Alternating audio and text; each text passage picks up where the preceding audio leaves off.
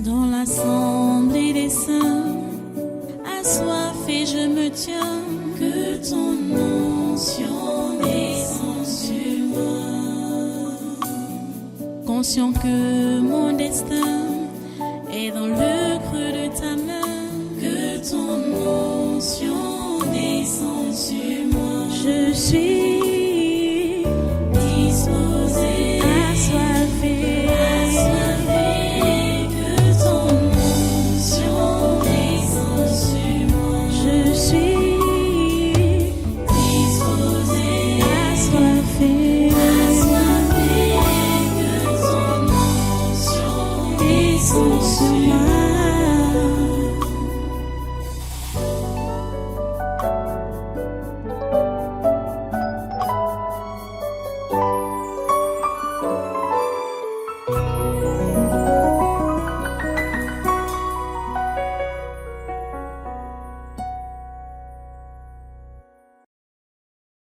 Alléluia. Donc voilà, prenez votre Bible alors. Si vous l'avez déjà prise, nous ouvrons dans le livre des Nombres, chapitre 24, à partir du verset 15. On est toujours au même endroit. Je vais lire. Balaam prononça son oracle et dit: Parole de Balaam, fils de Béor, parole de l'homme qui a l'œil ouvert, parole de celui qui entend les paroles de Dieu, de celui qui connaît les desseins du Très-Haut, de celui qui voit la vision du Tout-Puissant, de celui qui se prosterne et dont les yeux s'ouvrent. Je le vois, mais non maintenant, je le contemple, mais non de près. Un astre sort de Jacob, un sceptre s'élève d'Israël. Il perce les flancs de Moab, et il abat tous les enfants de Seth. Il se rend maître d'Édom, il se rend maître de Séir, ses ennemis. Israël manifeste sa force. Celui qui sort de Jacob règne en souverain. Il fait périr ceux qui s'échappent des villes. Balaam vit Amalek, il prononça son oracle et dit: Amalek est la première des nations, mais un jour, il sera détruit. Prions le Seigneur. Dieu Tout-Puissant, nous te remercions pour ta parole de ce matin. Nous te remercions pour ta parole de tous ces jours. Et nous te prions, Père Saint, de nous donner la grâce d'avoir des oreilles de disciples pour bien saisir tes conseils et tes instructions. Et surtout nous donner assez de sagesse pour appliquer ce que nous aurons reçu de toi. Ô Père Saint, s'il te plaît, fais-le. S'il te plaît, fais-le. Merci de nous enseigner. Merci de nous instruire. Et merci de nous conduire à t'obéir, à compter sur toi, à ne regarder que sur toi. Et à ne pas nous laisser entraîner, Seigneur, dans des égarements. Ô Dieu, s'il te plaît, préserve ton peuple. Préserve-nous, Seigneur. Que tes enfants ne puissent pas tomber entre les mains de ces démons familiers. Seigneur, qui ne leur donnent pas eux-mêmes les pièges pour les attraper. Préserve chacun, Seigneur. S'il te plaît, Seigneur, préserve chacun. C'est au nom puissant de Jésus que je t'ai prié. Amen. Amen. Prenez place dans cette présence. Soyez tous les bienvenus, une fois de plus, à ce congrès du surnaturel de ce 6 septembre 2025. Nous sommes arrivés au 3e jour de notre séminaire de ce mois. Et nous bénissons Dieu pour tout ce qu'il fait. Son nom est béni à jamais. Son nom est magnifié à jamais. Les pièges des esprits familiers. C'est ça que nous sommes en train de voir comme sous-titre. Ou bien, je vais dire comme sous-thème. Parce que le thème général, c'est la délivrance des esprits familiers et de la sorcellerie. Les amis, je ne vais pas cesser de vous dire et de vous enseigner que ce dont vous avez besoin, c'est d'avoir Jésus dans votre vie, dans votre cœur. Et si vous l'avez comme votre Seigneur et Sauveur personnel dans votre vie et dans votre cœur, vous n'avez pas besoin de vous alarmer. Vous n'avez pas besoin. Vous n'avez pas besoin d'envier quelqu'un d'autre. Vous n'en avez pas besoin. Parce que ce que vous enviez là, c'est la fumée qui s'en va. C'est le vent qui passe. Il dit ce que vous enviez, hein, puisque celui que vous avez en vous, il est plus grand que celui qui est là-bas dans le monde. Jésus est plus grand que tout ce qui est là-bas dans le monde. S'il est en vous, vous avez tout. Ça, c'est la pure vérité. S'il est en vous, vous avez tout. Vous n'avez pas besoin d'envier quoi que ce soit. J'ai dit qu'il va arriver que vous ayez faim. Il va arriver, ou il peut arriver que vous ayez faim. Il peut arriver que vous soyez dans le manque, que vous n'avez même pas un franc dans la poche, que vous n'avez aucune provision à la maison. Peut-être vous n'avez même pas de congélateur ou de réfrigérateur, donc pour avoir des réserves. Peut-être vous n'avez pas un compte en banque.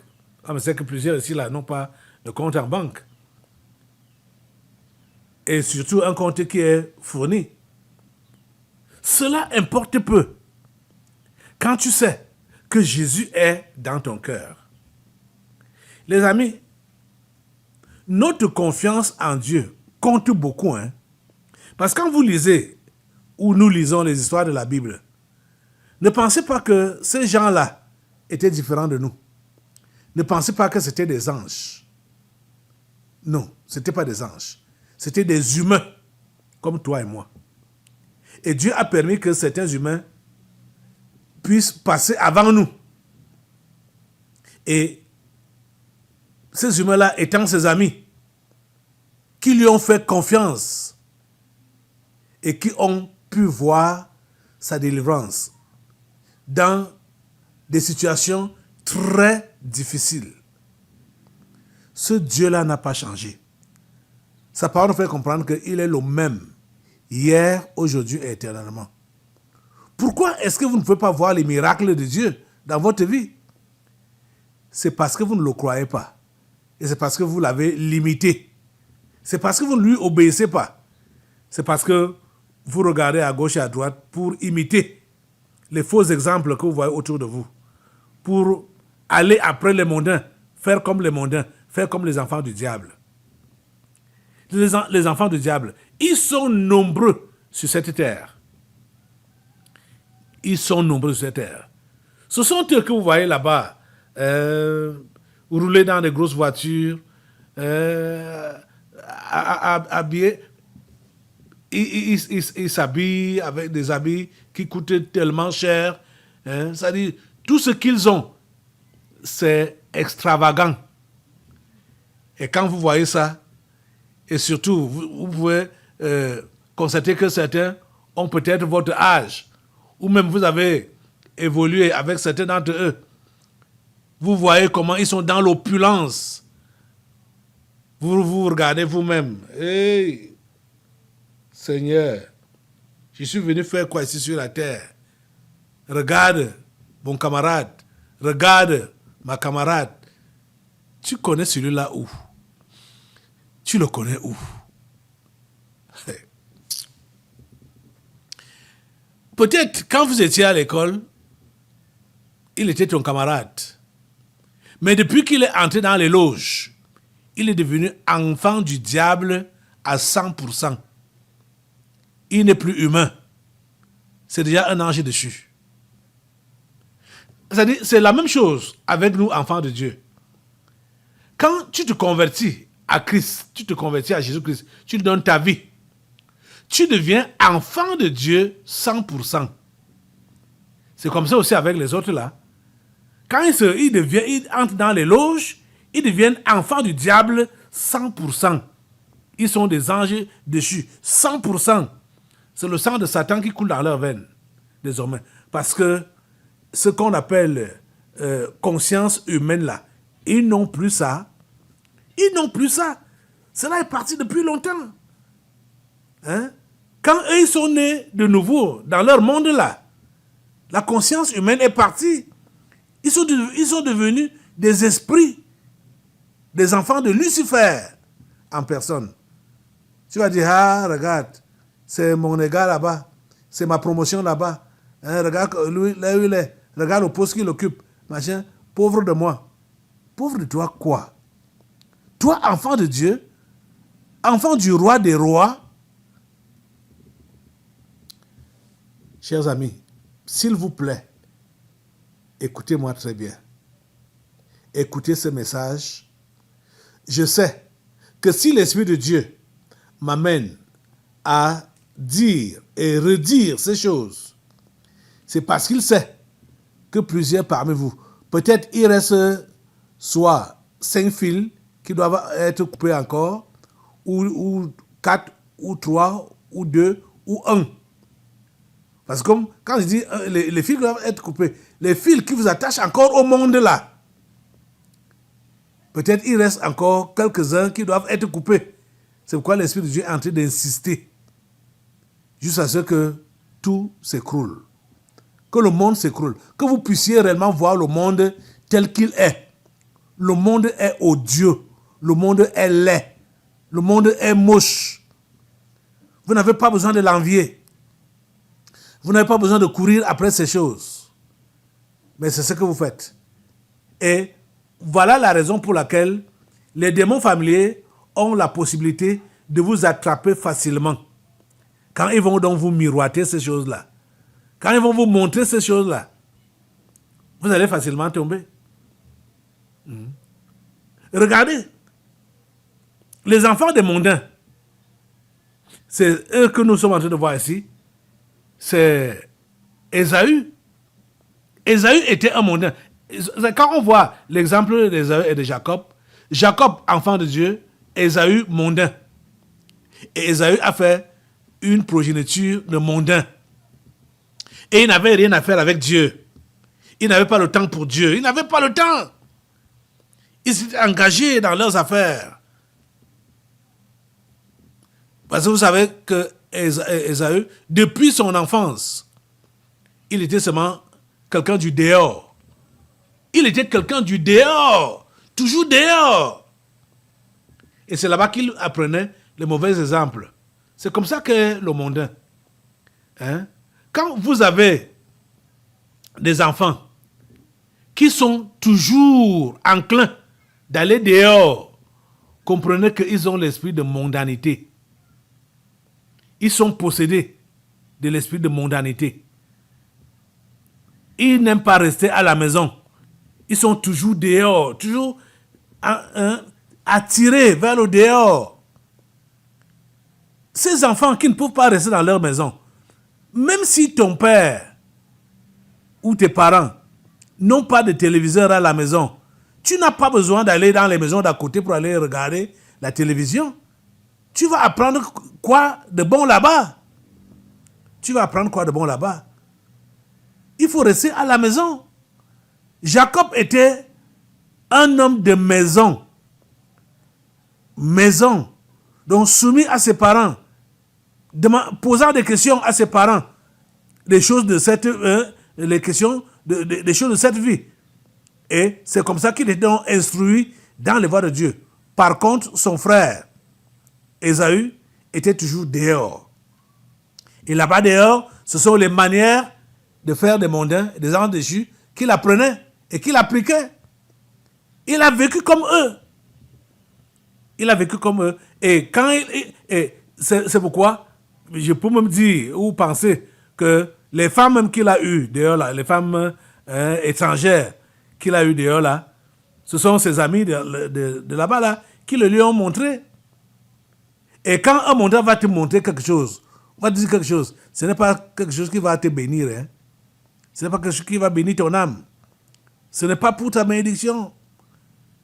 Et c'est pourquoi ces femmes-là étaient devenues des maux de tête pour Rebecca et pour Isaac. Les femmes d'Ésaü. C'était des casse-têtes. Des casse-têtes. Vous voyez ça? Ésaü les a prises. Par le conseil de qui? Par le conseil du monde. Par le conseil des mondains. Et c'était des anges dessus. Et il a donc fait des enfants avec ces femmes-là. Vous pensez que ces enfants-là pouvaient être quoi? Ils pouvaient être quoi? Pour Dieu. Même pour le monde, ils pouvaient être quoi? Ce n'est que des éléments de destruction. Des éléments de la mort. Des éléments du gaspillage. Et c'est ça qui s'est passé. Vous voyez? Les amis, s'il vous plaît, contentez-vous de ce que vous êtes en tant qu'enfant de Dieu. Contentez-vous de ce que vous êtes en tant qu'enfant de Dieu. Peut-être matériellement, vous n'avez rien. Pour le moment, hein? Matériellement, vous n'avez rien. Peut-être financièrement, vous n'avez rien. Socialement, vous n'êtes rien. Je dis c'est pour le moment. Oh. C'est pour le moment. Parce que je vous dis que vous avez besoin de la vision de Dieu pour que vous puissiez voir ce que vous êtes en réalité. Pas maintenant, mais dans l'avenir. Verset 17, je le vois, mais non maintenant. Je le contemple, mais non de près.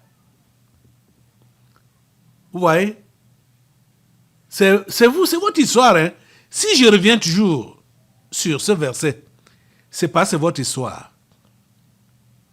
Puisque beaucoup d'entre vous là, vous êtes possédés par l'eau ici et l'eau maintenant. C'est pour cela que vous n'avez pas la capacité d'attendre le moment de Dieu. Vous n'avez pas la capacité d'attendre le temps de Dieu.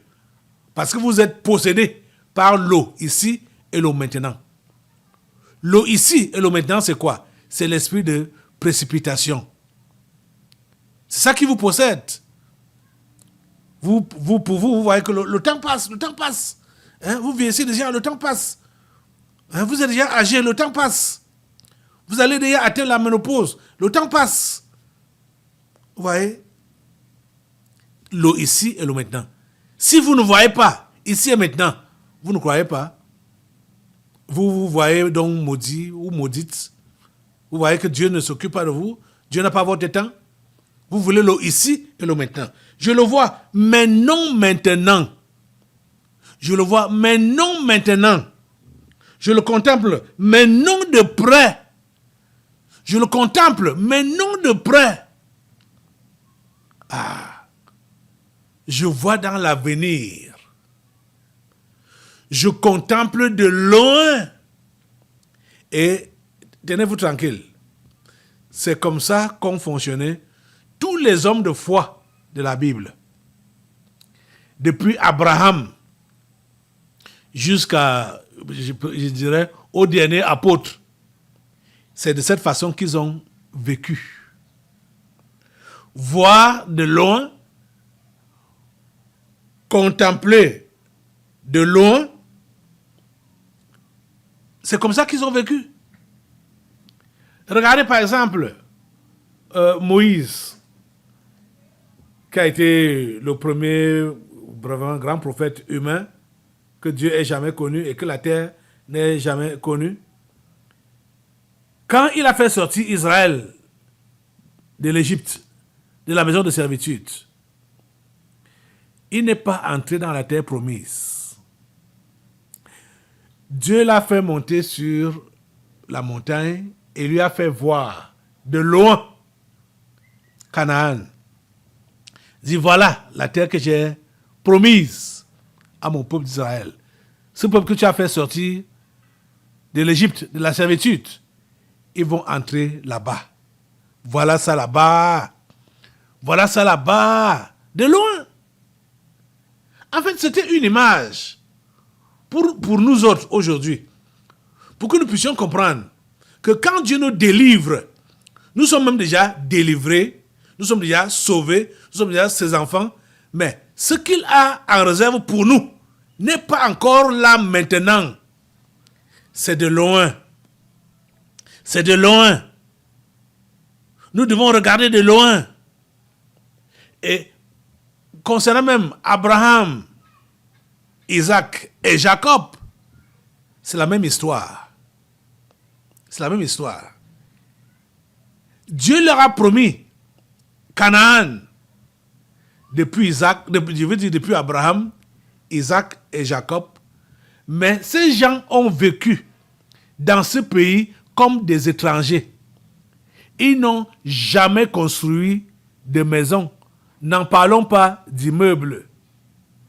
C'est-à-dire maison à plusieurs niveaux. Ils n'ont pas fait ça. Ils habitaient sous des tentes. Et la Bible dit qu'ils étaient là comme des pèlerins, comme des voyageurs, habitant sous des tentes. Pourtant, Abraham, à son époque, les gens construisaient déjà des immeubles, des gratte-ciel. À son époque, à l'époque d'Abraham, les gens construisaient des maisons en dur. Mais Abraham, malgré toutes les richesses que Dieu lui a données, en or, en argent, en brebis, en serviteurs, Abraham n'a pas construit une maison en dur, même pas en semi-dur. Il habitait sous des tentes jusqu'à sa mort. Il habitait jusqu'à sa mort. Et la Bible dit que ils se sont comportés ainsi parce qu'ils savaient qu'ils étaient pèlerins et voyageurs. Ils savaient que cette terre n'est pas leur cité permanente. Ils savaient ça. Et ils s'attendaient à une cité à venir. Vous voyez? La cité donc qui est dans les cieux. C'est à cela qu'ils s'attendaient. C'est pourquoi ils ne se sont pas cassés la tête pour dire que il faut qu'on voit que je suis arrivé. Il faut qu'on voit que je suis enfant de Dieu. Il faut qu'on voit que je suis l'homme de Dieu. Il faut qu'on voit. Qui doit voir? Tu es en concurrence avec qui? Tu es en compétition avec qui? Hein? Est-ce que tu vois? Mais écoutez, ce langage, il faut qu'on voit, ce langage de rivalité, compétition, comprenez que ça c'est le monde des démons familiers. Et c'est comme ça donc que il se provoque là-bas. Il y a donc des rivalités. Et dans les rivalités, il y a des assassinats, il y a des meurtres, il y a des coups bas, il y a tout ce qui est maléfique. Pour que on ne te surpasse pas, on ne te dépasse pas. Hein? Donc pour marcher sur l'autre, il faut user des moyens obscurs, des moyens sadiques, hein? Des moyens maléfiques. Comme l'un de leurs a dit que tous les moyens sont bons, pourvu qu'ils soient efficaces. Quels tous les moyens sont bons? Quelle efficacité? Qu'est-ce qu'on appelle efficacité? Donc, tuer quelqu'un, c'est être efficace? Vraiment. Oh, ça c'est le raisonnement du diable alors. Tuer quelqu'un, c'est être efficace? Tous les moyens sont bons pour qu'il soit efficace. Comme ce que les Kalangons sont en train de faire. Ruiner les gens, c'est être efficace. Vendre ses enfants, c'est être efficace. Vendre des innocents, par des accidents, par toutes sortes de désastres, c'est être efficace. Tous les moyens sont bons pour qu'ils soient efficaces. C'est ça l'efficacité. Dans la méchanceté. Et c'est le propre donc, des sectaires, des gens qui sont dans les loges, des francs-maçons, le versement de sang. Donc verser le sang, c'est ça être efficace? C'est ça être efficace? Détruire la nation, c'est ça être efficace? Faire gémir les gens à longueur de journée, c'est ça être efficace? Ça, c'est alors le propre de notre gouvernement ici, là. Le gouvernement du 4 janvier 2019. Ils font tout et tout pour faire gémir les populations. Aucun parmi eux ne travaille pour une bonne cause. Ils travaillent seulement pour la mauvaise cause du diable. Pour faire gémir les populations. Pour faire gémir pour faire pleurer les populations. C'est ça être efficace? Et vous voyez, si ils vous font pleurer en travaillant mal, vous voyez, c'est même, ils sont bizarres. Hein? Puisque, quand par exemple, ils ne font pas les routes, parlons même seulement de Yaoundé. Supposons que, comme plusieurs ne voyagent pas pour aller dans nos villages, qui sont embourbés là-bas dans la boue, mais à Yaoundé, même comme maintenant là, ils ont décidé d'essayer de boucher les trous. À Yaoundé, il n'y avait pas un quartier qui était carrossable, entièrement, ou bitumé entièrement. Je parle de bitume propre, là, les bitumes propres. Partout où on pouvait passer, des trous béants, des nez de poule, hein, de la boue, un peu partout. Pourtant, eux-mêmes passent par ces routes-là. Donc, vous voyez que les populations sont en train de crier. Eux-mêmes, je crois, au-dedans d'eux, eux-mêmes crient aussi quand ils passent par là. Même comme ils ont des voitures qui ont des amortisseurs qu'ils ne ressentent pas des secousses-là. Mais quand même, ça doit se ressentir. Parce que même l'avion, on sent les secousses. Même dans l'avion, on sent les secousses. Donc, vous voyez qu'ils préfèrent eux-mêmes souffrir avec les populations.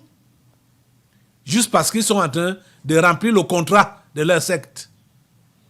C'est comme ça que vous voulez être, vous autres ici, là. C'est comme ça que vous voulez être. En dehors de ça, vous pouvez savoir ceux qui subissent encore comme brimade au niveau de leur intimité. Ils ont des derrières cassés. Hein?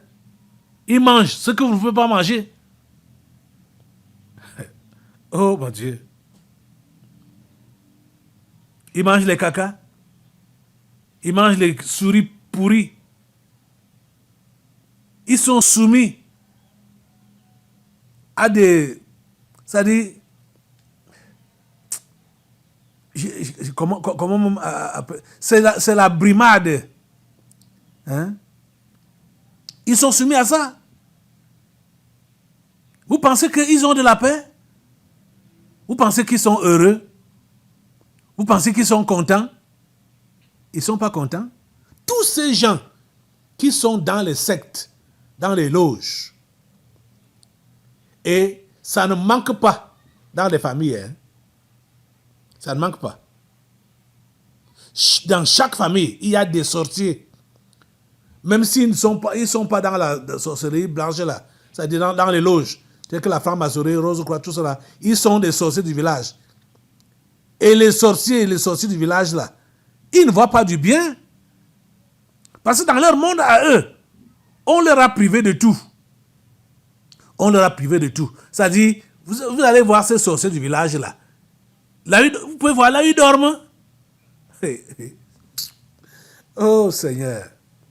Vous pouvez voir là où ils dorment. Ils sont malheureux, misérables. Misérables. Mais ils sont sorciers. Mais ils prétendent être puissants dans leur monde. Hein? Vous le savez, vous-même. Donc, regardez, les conditions de ces gens-là, sur cette terre même déjà, ce n'est pas enviable. Mais vous regardez à l'apparence et vous les enviez. Entrez en profondeur. Et vous allez comprendre que vous n'avez pas besoin de les envier. En tant qu'enfant de Dieu, si vous êtes enfant de Dieu, vous n'avez rien à envier à ces pratiquants, à ces francs-maçons, à ces rosicruciens, à ces sorciers du village. Vous n'avez rien. à envier chez eux. Vous n'avez rien à envier chez eux. Vous comprenez ça? Je dis rien. Donc, il faut que vous compreniez que vous avez besoin d'avoir les yeux ouverts. Vous avez besoin d'avoir les yeux ouverts et de voir où est-ce que votre Dieu vous conduit. Ce qu'il a placé devant vous. Il faut qu'il vous fasse voir ça. De loin, hein? Je le vois. Il veut dire qu'il vous fasse voir ça. Mais pas maintenant, hein? Je le vois, mais non maintenant. Je le contemple, mais non de près. Vous voyez? Vous comprenez? Demandez à Dieu vraiment de vous ouvrir les yeux. De vous ouvrir la compréhension. Que vous puissiez comprendre ce qu'il dit à votre sujet. Comprenez ça? Je peux vous allonger des exemples. Dans toute la Bible, de la Genèse à l'Apocalypse, vous allez voir que ce que Dieu a dit, c'est ça qui s'accomplit pour ses enfants. Mon juste vivra par sa foi. Vous comprenez ça? Dieu a dit, mon juste vivra par sa foi. Mais s'il se détourne, mon âme ne prend point plaisir en lui. C'est par la foi que vous devez vivre. C'est-à-dire la confiance en Dieu. La foi vient de ce qu'on entend. Et ce qu'on entend vient de la parole de Dieu. Ce n'est pas le physique. La Bible dit clairement que nous marchons par la foi et non par la vue. Vous devez fonctionner par la foi et non par la vue. Vous comprenez ça? Vous avez besoin, et pour que vous puissiez fonctionner par la foi, lisez la parole de Dieu. Appliquez les enseignements qui vous sont donnés. C'est ça. Marchez par la foi. Et vous allez voir, vous-même vous serez surpris par les résultats que cela va donner à votre vie. Lève-toi sur tes deux pieds. Prie. Comme les disciples ont prié Jésus. Seigneur, augmente-moi la foi. Dis-lui cela. Lève tes deux mains. Dis-lui, Seigneur, augmente-moi la foi. Seigneur, s'il te plaît, augmente-moi la foi. Je veux marcher par elle, comme tu as prévu, et non par la vue. Je me suis laissé tromper par des chimères. S'il te plaît, Seigneur, donne-moi la grâce aujourd'hui de ne pas suivre ce que mes yeux physiques voient, mais de suivre ce que mes yeux du cœur voient. Merci Seigneur de m'exaucer. Au nom de Jésus, j'ai prié. Amen. Amen. Assois-toi. Nous allons maintenant passer aux délivrances prophétiques. Dans l'assemblée des saints, assoiffé je me tiens, que ton onction descende sur moi. Conscient que mon destin est dans le creux de ta main, que ton onction descende sur moi. Je suis